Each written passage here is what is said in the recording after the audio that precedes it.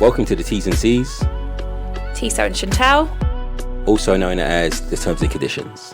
Welcome to another episode of our weekly COVID-19 reflection. We are really excited today to be joined by Kat Smith, who is a professor of public health policy at the University of Strathclyde. This is quite an exciting episode for us because we're going to be talking about the impact agenda within universities and how we should be really focusing on this, particularly during this COVID-19 global pandemic. And also, Kat's going to talk to us a little bit about why students, higher education professionals, and people from outside of the academy should be both concerned and be understanding what impact means. So thank you so much, Kat. And this is also a nice break for us from talking about some heavy, even though this stuff can very much connect to some racism. It's a welcome break. Right, so thank you so much for joining us, Kat. We're really excited about this. Oh no, thanks for having me. Imagine our listeners don't know at all what the REF is and what impact is. If you could just define those for us, that would be brilliant. Yeah, sure. So the REF is a system that the UK government's put in place to basically assess universities, and the consequences of REF inform how block funding is distributed between different universities. It was initially put in place just to assess research quality, and it focused very much on research outputs, so publications that academics were producing. In the last REF, in the run-up to that, it was decided that it shouldn't focus just on the research, but should also focus on the impact of research. Initially, it was 20%, and now it's 25% of the score, which then informs the funding, is related to impact. And that involves institutions, via their academics, having to show that their research has had impact beyond academia. In the main, in a range of different audiences.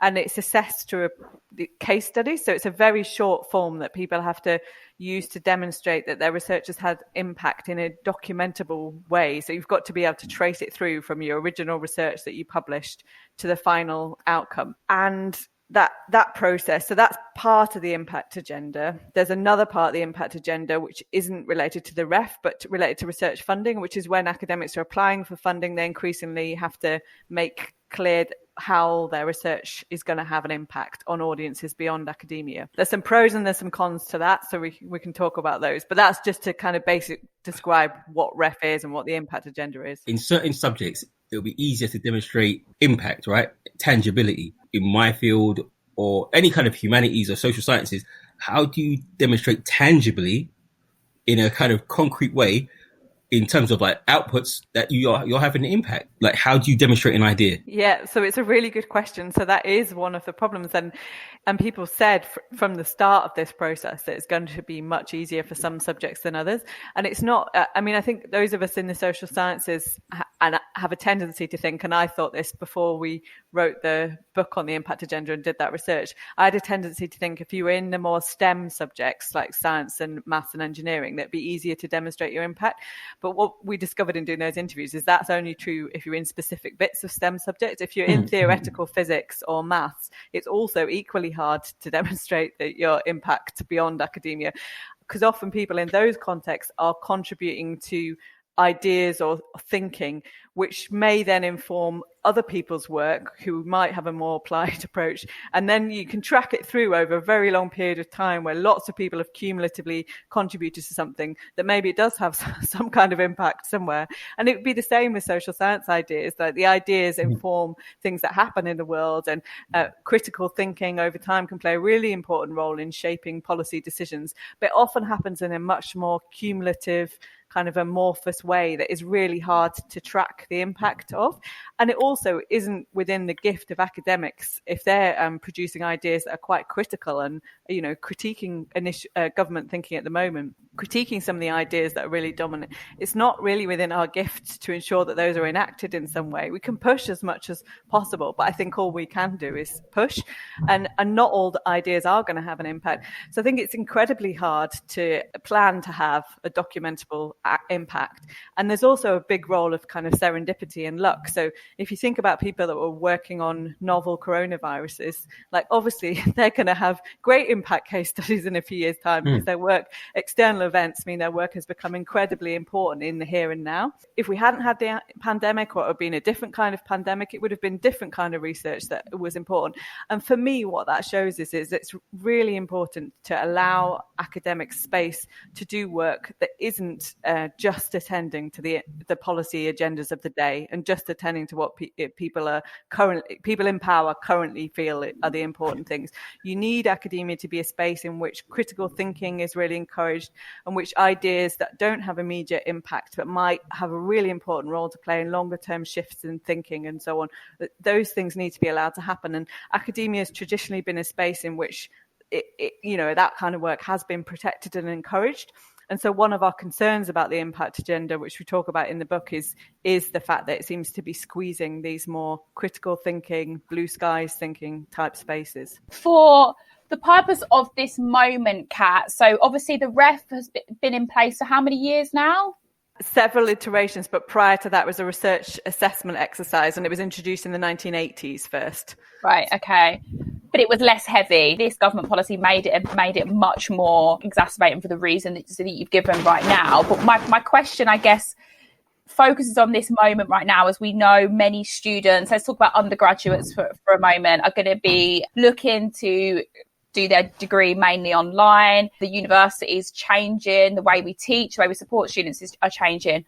Why is now really important for students to know what the REF is, and for people that aren't students to understand what the REF is? Part of my answer is none of us should worry too much about the REF, because the more you focus on it, the more it gives it a kind of power, and we start responding to it. And these kind of performance assessment processes are always going to go on institutions that are publicly funded and inform funding. And if you're a student thinking about which university you might want to go to, I think there are many more important things to be focusing on. Who is doing the teaching? What are the courses on offer? Trying to get some sense of qualitatively from other people of who've been through those courses, like what they got out of them and whether they thought they were good or not. I would be spending more time on those kinds of things. It shapes who gets jobs in the sector, and it shapes what they feel able to do in their work, and that then informs the teaching that they provide. So the REF does have impact on who gets appointed and who gets promoted, because universities are thinking about who's going to help us perform well in this system and get more of this block grant funding. And it informs league tables. Universities are really competitive with each other around league tables.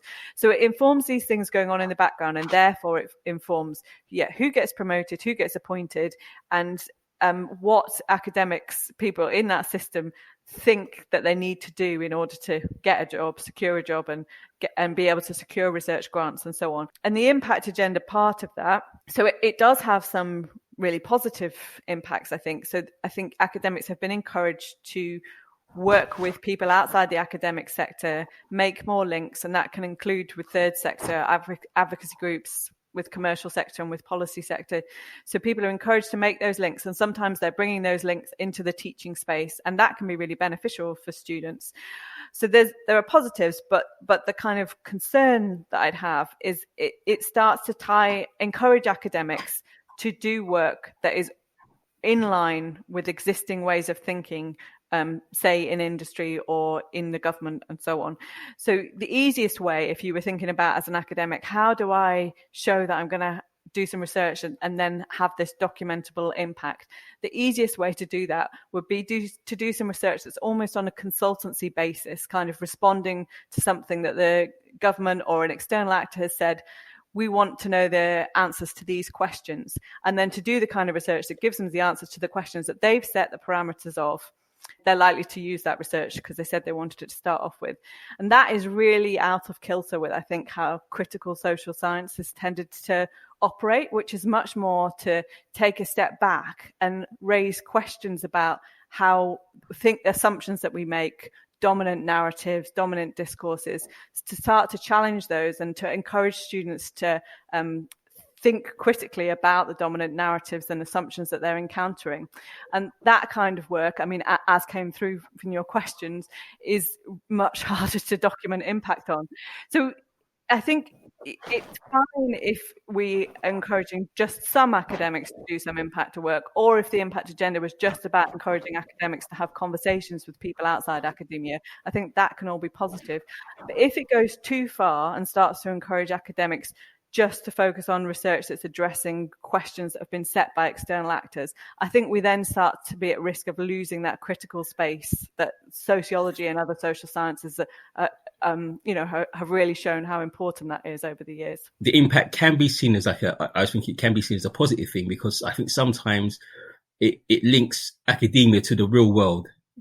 In a sense that sometimes you lose that. So sometimes academia can be seen as a bubble, and the work that's produced is sometimes out of kilter and out of step with what the thing that's going on, because it just debates with other academics really sometimes. I think that's the kind of impression people get from the outside. So I could see the positive, but what's quite concerning is what you've alluded to just now. Research will be kind of led by the commercial sector. You'll follow the money, basically. You'll do research to follow the money. And that has detrimental effects on free thinking, because you're more concerned about profit, basically. Like you become a neoliberal capitalist. That's what you're thinking of. Ultimately, money is what's driving you. But also it makes me think about like value and like who decides what is impact, and bearing in mind like who are the dominant characters within higher education, within the government. Like these are people that have a particular way of doing things, a particular understanding of structures and agency.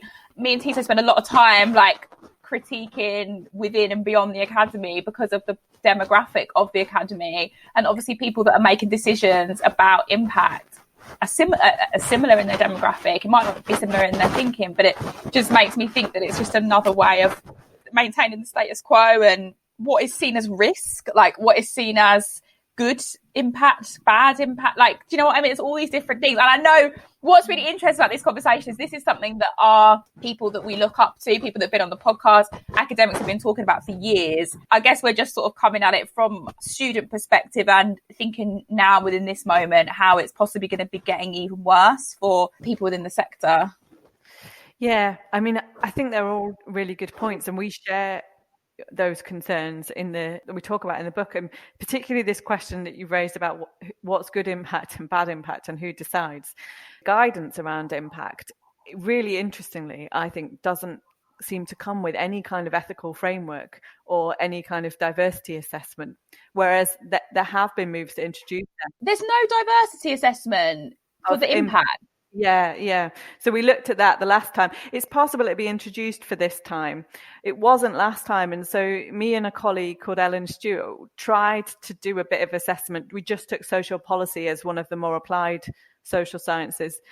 We kind of tried to do an assessment, but because people haven't had to declare their gender or ethnicity, it's quite hard to do. And you end up kind of putting people in boxes just based on what you can see from their online profile, which is a really insufficient way of doing it. But just by doing that, we could see that there was a real dominance of kind of what have been referred to as impact heroes. So a kind of sense that you get from these impact case studies, partially because the way they're constructed, often white men, often even more often senior white academics being kind of positioned as the impact hero who did all this research and then had this great impact, when of course like that rests on a whole load of work that other people contributed to, but the size of the form and the structure kind of filters that out a bit. The fact that the impact case study is meant to be linked to one university and one bit of the university also filters out that broader collaboration with other academics elsewhere, and so you get these very individualized accounts.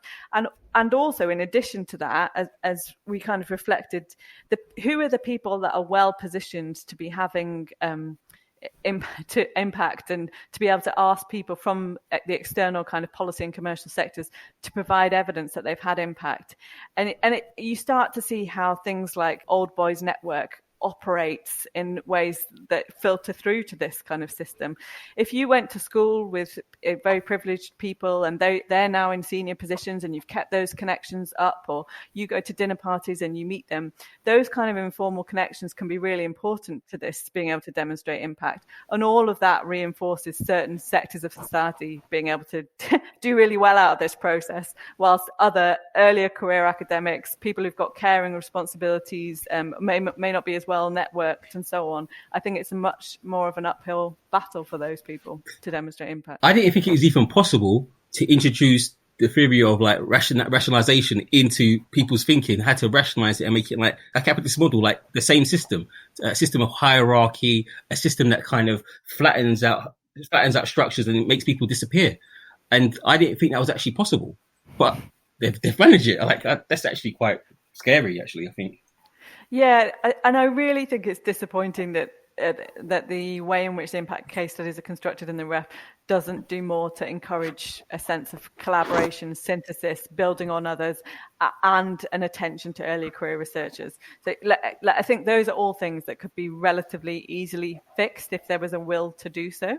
Now, it's possible this time because there has been a lot more conversation about diversity and a lack of diversity in ref and in ref assessment panels. It's possible this time that they will pay more attention. In the last time, there was no assessment of that, and there was also no assessment of whether impact was good or positive or negative, or that's quite simplistic. Many impacts will be positive for some people and less positive for other people, positive for some groups and less positive for others. There's an assumption in the guidance when you read it that all impacts will be positive, and of course we know that that's not the case. There could be research that has very negative impacts on certain sections of society, and the way that impact is constructed at the moment, there's nothing to guide reviewers to consider that in any kind of way. So we do have obviously increasingly strong assessment of the ethics of research that gets done, but not of the ethics of the impact. Fuck this, honestly.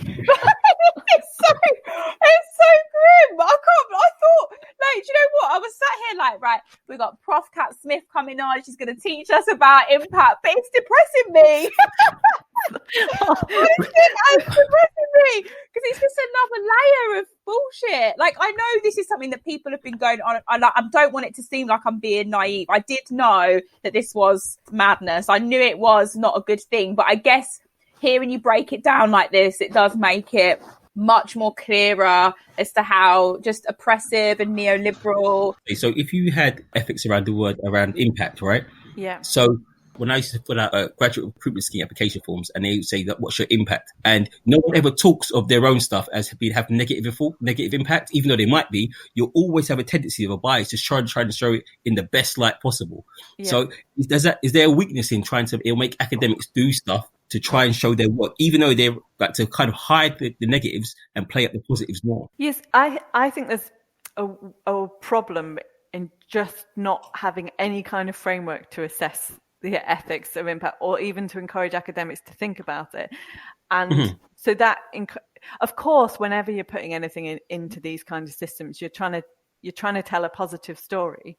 Yeah. But I think if we had a kind of ethical framework for thinking about impact, what that would do at an earlier stage is encourage academics to take a step back and think about, well, what actually are the impacts of this? What might they be, and who might they affect? And is that ethical? And to have a conversation, in some cases, some kind of assessment of it, like we do in research. And the reason we have it in research is because there have been in the past so many appalling practices that have gone on in research that have had very negative implications for some of the participants of that research and just weren't thought through. And so now, like, we've got much better at that, but not to be thinking about this for impact when we actually want impact to be much bigger than the involvement of people in research projects, like to stretch much more beyond and affect far more people, I think is very odd. And we'll still always have the issue that the institutions and people will put forward their best face, their best account of impact. But at least if in advance of that we had some encouragement to reflect as academics on the research that we do. Should we be promoting this, or actually are there some quite concerning potential consequences of this that maybe it means that I need to be quite careful about how I put it into the public sphere? Just a few myth busts to finish off, Kat. When departments putting together their impact case studies and submitting their ref report, and the units of assessment are publishing research grant money?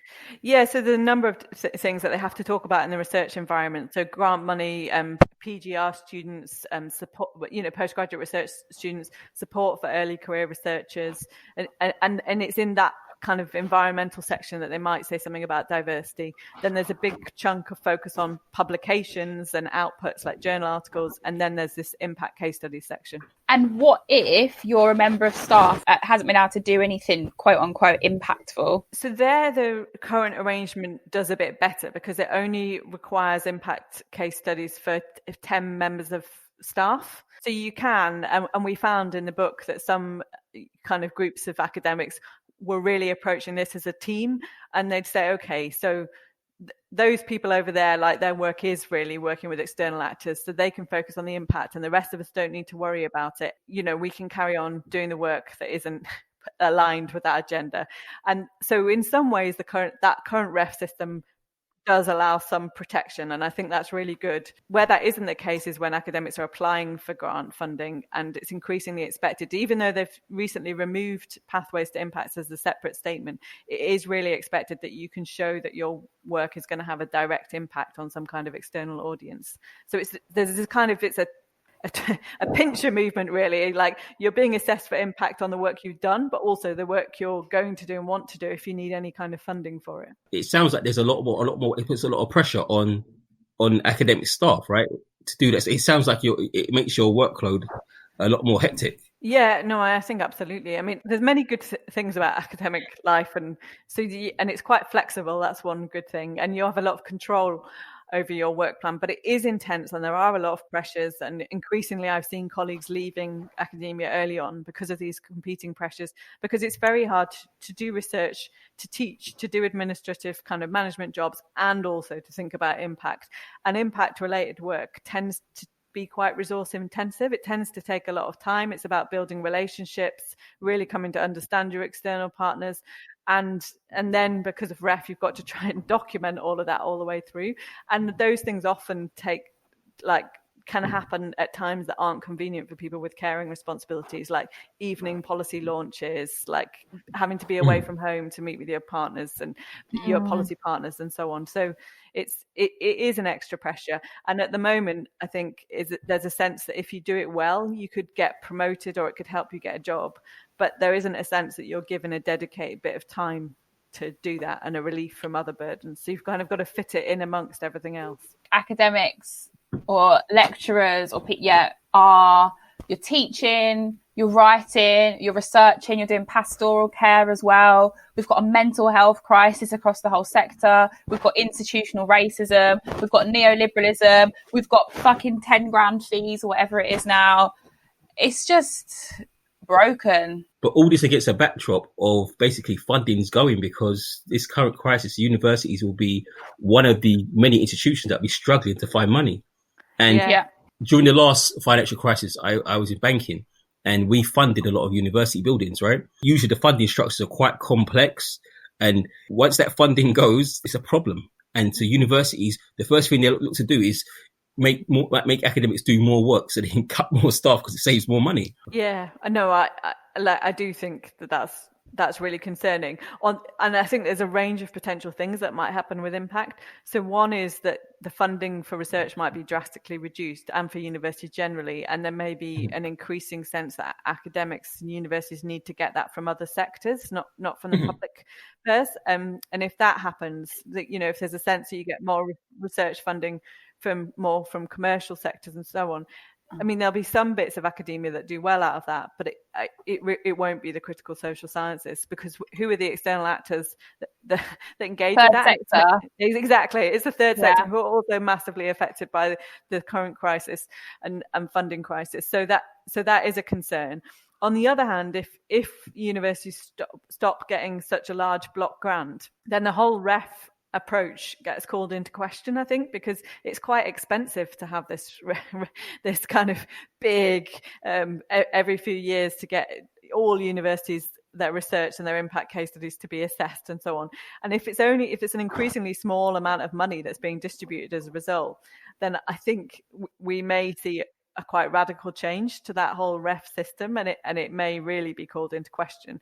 Less bad as an outcome. Oh, Kat, that was absolutely brilliant. Thank you so much for joining us. And I think that was such a clear and synthesized entry point into impact and ref for our listeners, particularly like people that are from outside the academy. I think will be really interested in that as well, because it does tell us a lot about some very important institutions within our country. So yeah, it's a lot to think about, and a lot is going to be changing even in the next few months, let alone the next few years.